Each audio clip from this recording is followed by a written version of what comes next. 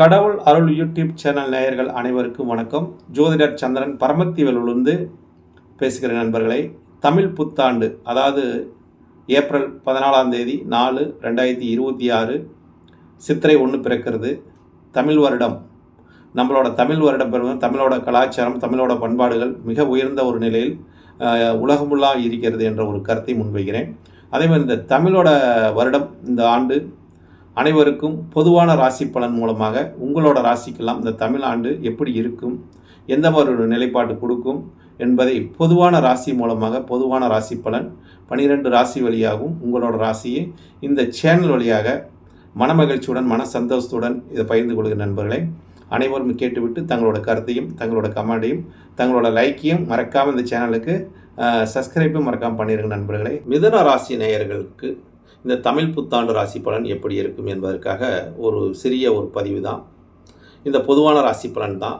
மிதுன ராசிக்கு அதிபதியாக வரக்கூடியவர் பார்த்திங்கன்னா புதன் பகவான். உங்களோட ராசி அதிபதியாக வரக்கூடியவர் பார்த்திங்கன்னா 10ஆம் இடம் தொழில் ஸ்தானத்தில் போய் தொழில்காரனோட சேர்க்கை பெற்றிருக்கார். அப்போ உங்கள் ராசி இந்த ஆண்டுக்கு பார்த்திங்கன்னா ராசியிலே குரு பகவான் அமர்ந்திருக்கார். ராசியிலே குரு பகவான் அமர்ந்திருக்கார். அடுத்தது பார்த்திங்கன்னா 3ஆம் இடம் முயற்சி என்ற ஸ்தானத்துக்கு பார்த்திங்கன்னா கேது பகவான். அதுக்கடுத்து பாக்கியத்தில் பார்த்திங்கன்னா ராகுவும் சந்திரனும் பாக்கியத்தில் இருக்காங்க. அப்போ 10ஆம் இடத்துல பார்த்திங்கன்னா 3 கிரகம், 11 பார்த்திங்கன்னா சூரியனும் சுக்கிரனும் இருக்காங்க.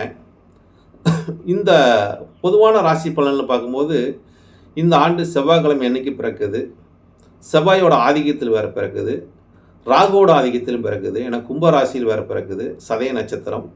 உங்கள் ராசிக்கு பாக்கியத்திலும் லாபத்திலும் இந்த ஆண்டு பிறக்குது. எப்படி லாபத்திலையும் பாக்கியத்திலையும் பிறக்குதுன்னு பார்த்தீங்கன்னா, அதாவது உங்கள் ராசியை பொறுத்தளவுக்கு ராசி அதிபதி 1க்கும் 4க்கு அதிபதியாக வரக்கூடிய புதன் பகவான் 10ல் போய் நீசம் பெற்று அங்கே புதனோடையும் செவ்வாயோடையும், அதாவது புதன் செவ்வாய் சனி 3 கிரகம் சேர்க்கை பெற்றிருக்குது. அப்போ 3 கிரகம் சேர்க்கப்பட்டிருக்கும்போது அங்கே ஜீவனக்காரகன் என்று சொல்லக்கூடிய சனி பகவான் இருக்கா. 6ஆம் இடம் தொழில் ஸ்தானம் இருக்குது. அப்போ தொழில் மேன்மை நல்லாயிருக்கும். தொழில் உத்தியோகத்துக்கு போகிறவங்களுக்கு உத்தியோக மேன்மையை கொடுக்கும். தொழில் செய்கிறவங்களுக்கு நல்ல ஒரு மேன்மை கொடுக்கும். தொழிற்ஸ்தானம் உங்களுக்கு நல்லா இருக்குது என்று சொல்லலாம். ஏன்னா எப்படி தொழிற்ஸ்தானம் நல்லாகுன்னா, தொழிற்காரனாக வரக்கூடிய அந்த ஸ்தானத்துக்கு அதிபதி குரு பகவான் உங்கள் ராசியில் இருந்தார். அப்போ உங்கள் ராசி அதிபதி புதனும் பரிவர்த்தனை யோகம் இவர் வீட்டில் அவர் இருப்பார், அவர் வீட்டில் இருப்பார். அப்போ நீங்கள் புதன் பகவான் ஆட்சி பெற்றது மாதிரி, தொழில் ஸ்தானமும் ஆட்சி பெற்றது மாதிரி ஒரு ஜீவனத்துக்கு ஒரு நல்லா இருக்கும், உத்தியோகத்துக்கு நல்லா இருக்குது என்ற ஒரு கருத்தும் இதாகுதுன்னு வச்சுக்கலேன் மிதுன ராசிக்கு. அப்போ மிதுன ராசிக்கு பாக்கியத்தில் சந்திரன் இருப்பதும் ராகு இருப்பதும் அப்போ தந்தையார் மூலியமாக ஒரு செலவினங்களை அதையும் கொடுக்கும். ஏன்னா தந்தை என்பது 9ஆம் இடம். 9க்கு கொண்டு தந்தையாருக்கு ஏதாச்சும் ஒரு எக்ஸ்ரே எடுக்கக்கூடிய தன்மை, இல்லை ஆஸ்பத்திரி செலவு, ஏதோ ஒன்று நமக்கு திடீர்னு ஏதாச்சும் அவங்களுக்கு கொடுக்கக்கூடிய தன்மையாக இருக்குது. ஏன்னா சந்திரன் மனக்காரன் போய் அவங்க உட்காந்துட்டான், ராகுவோட சேர்க்கப்பட்டான்.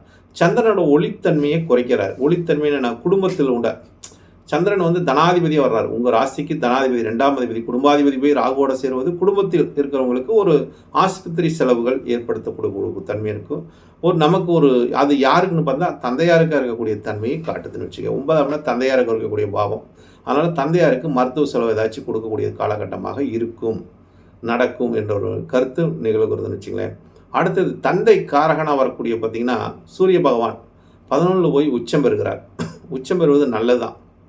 சனி பகவான் 10ல் போய் கேந்திரத்தில் இருக்கார், அது நல்லதான். மற்றபடி வேற ஒரு பிரச்சனை கொடுக்காரு. ஒரு மருத்துவ செலவு இந்த மாதிரி ஏதாவது செலவு தான் ஏற்படுத்தும். அதே மாதிரி உங்களோட மிதுன ராசிக்காரங்களுக்கு முயற்சிக்கு ஒரு முறைக்கு பலமுறை எடுக்கணும். முயற்சி ஸ்தானம், ஏன்னா கேது பகவான் முயற்சி ஸ்தானத்தில் இருக்கும்போது தோல்விகள் அதிகமாக கொடுக்கும்.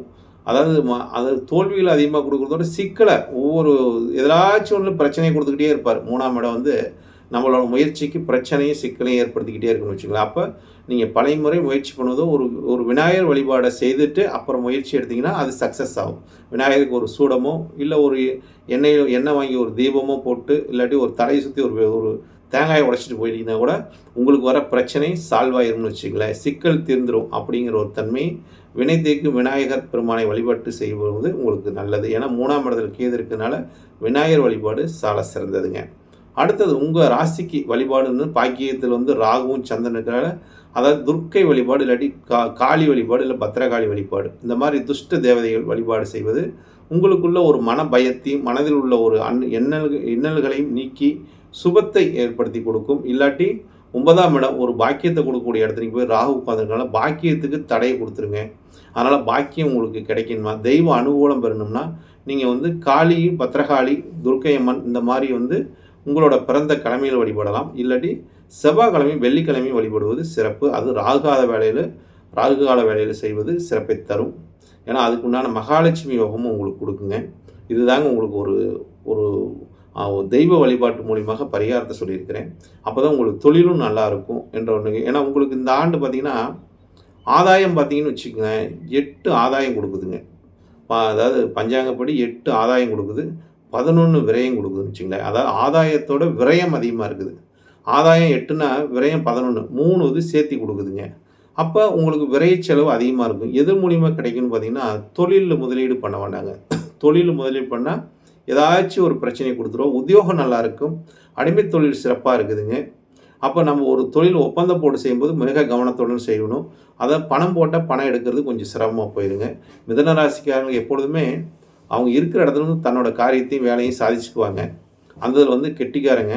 ஆனால் முதலீடு போட்டு அதிக வேலை செய்வது கொஞ்சம் அவங்க வந்து சுதாரிச்சுக்கிறது நல்லது.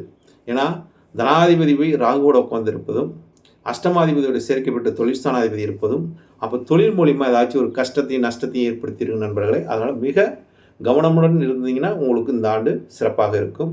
அப்போ இந்த ஆண்டு உங்களுக்கு பொதுவான ராசி பலன் பார்க்கும்போது, அதாவது தொழில் மூலியமாக ஒரு கடனை உருவாக்கக்கூடிய தன்மை, கடன் படக்கூடிய தன்மையாக இருக்குது. உத்தியோகஸ்தானம் மிக சிறப்பாக இருக்குதுன்ற கருத்தை முன் வைக்கிறேன். அதுக்கப்புறம் இந்த ராசி பலனை கேட்டு உங்களோட கருத்தை இந்த சேனல் வழியாக பதிவிடுங்க நண்பர்களே. நன்றி, வணக்கம், வாழ்க வளமுடன். பரமத்தி வேலுச்சந்திரன். கடவுள் அருள் டிவியை பார்த்தமைக்க நன்றிகள். மேலும் இது போன்ற தகவல்களை தெரிந்து கொள்ள கடவுள் அருள் டிவியை சப்ஸ்கிரைப் செய்யுங்கள். மறக்காமல் பெல் ஐக்கானை கிளிக் செய்யுங்கள்.